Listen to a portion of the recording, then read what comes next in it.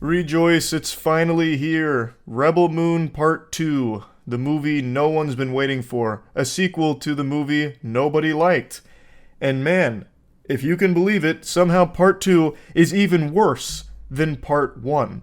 Somehow, every single complaint people had about the first Rebel Moon is present in the second, and even worse. Now, granted, there hasn't been a long gap between part 1 and part 2, so it's not like he went back and started fixing things in this movie, I imagine, after reception to the first one. It was probably already locked and loaded. But man, it is crazy how for 2 movies, no one sat Zack Snyder down and said, "Brother, this stinks." Like, he's got a couple of good ideas, he's got a couple of good shots, and like a decent vision on like how things could be cool on screen. But oh my god, it is a fucking disaster of storytelling. And not only that, it's a disaster on like the most basic levels of movie making. First of all, the characters in this movie are more flat than this note I'm about to hit. He's had 2 films to work with these characters, and in the first one there was no depth to them whatsoever. There was less depth to the characters in the first Rebel Moon than a goddamn kiddie pool. And somehow in the second one, they're even more like shallow. How do you do that? How do you do that? You've had 2 movies to work with these characters, and I feel like I still know nothing about them. I am more familiar with the strangers in my Rainbow Six Siege solo queuing lobby when they talk to me in text chat than I am with the characters across 4.5 hours of watching Rebel Moon. I learn more about those strangers in solo queue than I have from the characters in these movies. I don't even remember any of their names. I only know the main characters' names, like Archelaus, or like the villain Atticus, or the robot James, which is a... I'll get to the James in a moment, but it's so weird. Zack Snyder fundamentally fails with 2 movies to do what most directors can accomplish in a single episode of a TV show, and that's make you care about some characters. And it's not for lack of trying. I actually made a note of this because I found it so laughably pathetic. He is just unable to write good characters or write a compelling story around them. He tried to give them some depth. I have to set the stage narratively.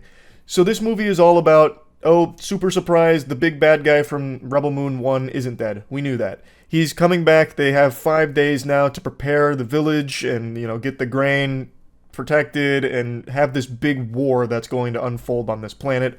So the movie is mainly just prepping for that. It's really fucking boring. It is a snooze fest. But there is a scene, like right before they arrive to the war, where one of the characters sits everyone down at the table and basically just says, "Look, we don't really know each other. Why don't we go around the room and tell each other a little bit about ourselves?" Like an actual icebreaker in middle school. So they go through their fucking generic sob stories one by one. And I shit you not, every single one of these is about 10 to 12 minutes in length and entirely slow motion. All slow motion. This movie has at least 5 times as much slow motion as Rebel Moon Part 1, which had an criminal amount of slow motion. Zack Snyder needs to go to like a psychiatrist to figure out why he is obsessed with slow-mo in the most unnecessary scenes ever. In Rebel Moon Part 1, there's an infamous scene that I pointed out where there's like a I think it's like a whole 2-minute sequence of a slow-mo jog from one of the characters. Like slowed down to like 0.25 speed of him just jogging for so long. And in here, that's like half of the scenes. So in this moment, they're going around the room telling their generic sob stories, which suck. They are so poorly written. Side quests in the first Mass Effect with throwaway characters gave you more reasons to care than these do. So they're going around the room, they're telling their stories, each one's 10 to 12 minutes of all slow-mo, and it's supposed to be about confessing, so we get to learn about the real them. And it falls right on its fucking face. It became a joke. Like an actual joke. This was his attempt at trying to give the characters any level of depth. This is him fleshing them out. He can't do it. He can't write it. It's bad. So, since he was unsuccessful in giving these characters any real depth, no one cares about them. No one's going to know their name. I certainly didn't. So anytime the characters do something, which is rare because most of the characters do nothing here except for the main characters, but anytime they do, you kind of just roll your eyes like, oh, who is this and what are they doing? Why? And then if something happens to those characters, It doesn't matter because you don't know them. You haven't seen them do anything, so who gives a fuck? It takes all of the emotional weight off of every single scene that they're in. And I think somewhere along the way, he recognized that because at a certain point, characters just start telling you how you're supposed to feel about characters. So there's a scene where one of the villagers is giving the main cast, like the heroes, a certain item, and then explaining why she's giving them that item.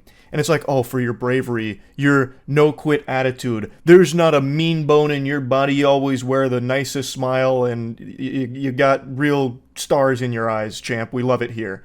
And it's like, what the fuck do you mean? We've never even seen that from this character. What are you talking about? You also never seen this from the character. They haven't done anything. They haven't done shit. And you're talking about how they're like super strong, super nice, like an incredible warrior. You haven't fucking seen it. Nobody has. Like, they just start telling you what the character is supposed to be, but you never see it. They don't show you it. So it sucks. Like, what Zack Snyder needs is a talented writing team around him. Because like I said, he has some cool visions, and there are some good shots. But since everything around it is dog shit, the whole thing just becomes a toilet bowl of poop. Like, it just doesn't work. So all of the shots are just kind of moot.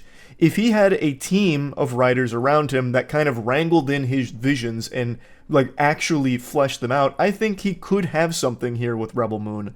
But since it seems like he's only surrounded by a bunch of yes men, we're gonna keep getting fed this slop, and it is slop. I don't know how Zack Snyder has like this cult following that he does that's brainwashed into just loving everything he makes. It's just so odd because under every possible spin of Rebel Moon, it's just bad. Like, there's no real arguments you can make for it being good.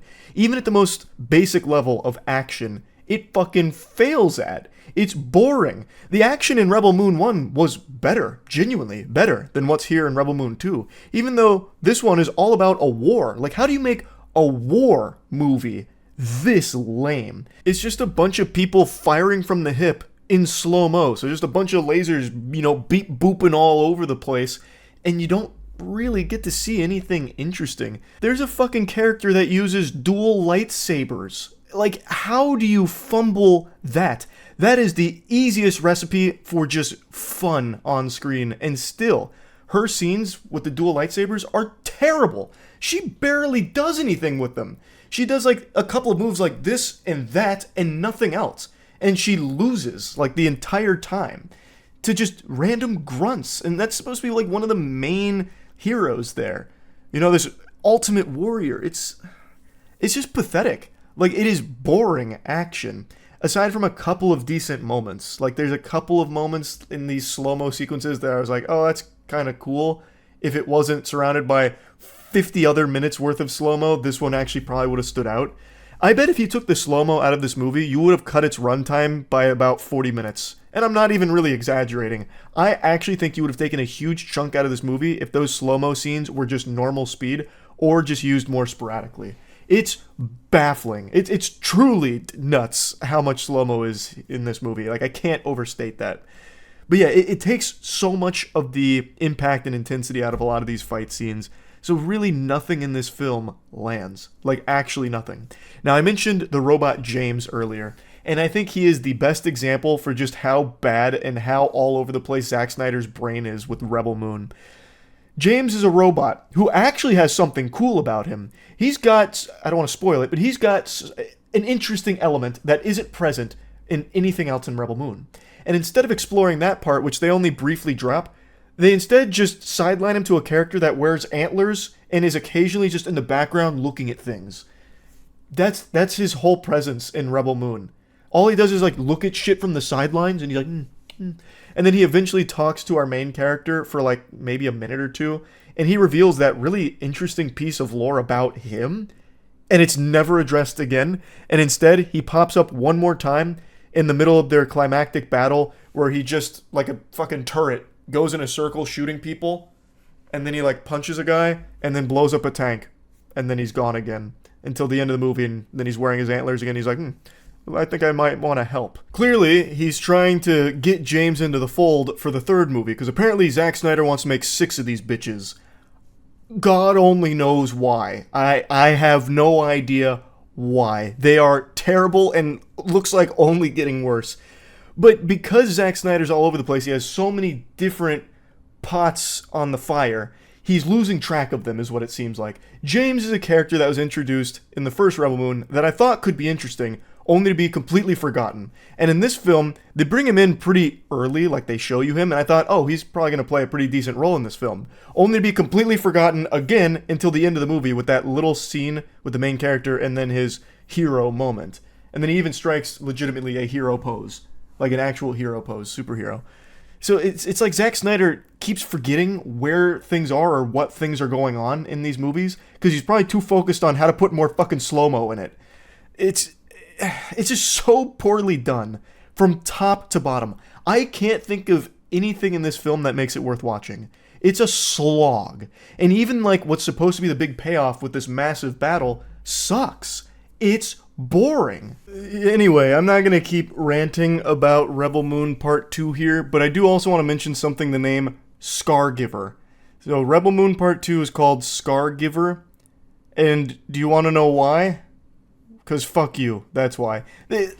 He has these pretentious sounding names, and in the movie, the best I can gather, since it's not fully explored why they call her Scargiver, the best I can piece together is the main bad guy Atticus at one point says that he's going to show his face and bear the scar that she gave him. So I'm guessing it's him giving her the title of Scargiver, because in their final fight, which basically killed him and then he was brought back to life, he now has a scar from it. Genius. I could be wrong, but that's what I pieced together with the name. Everything about Rebel Moon is so fucking cringe, it's crazy. If I was to put it onto the moist meter, I'd probably give this puppy a comfortable 15%, I'd say. That's really about it. So yeah.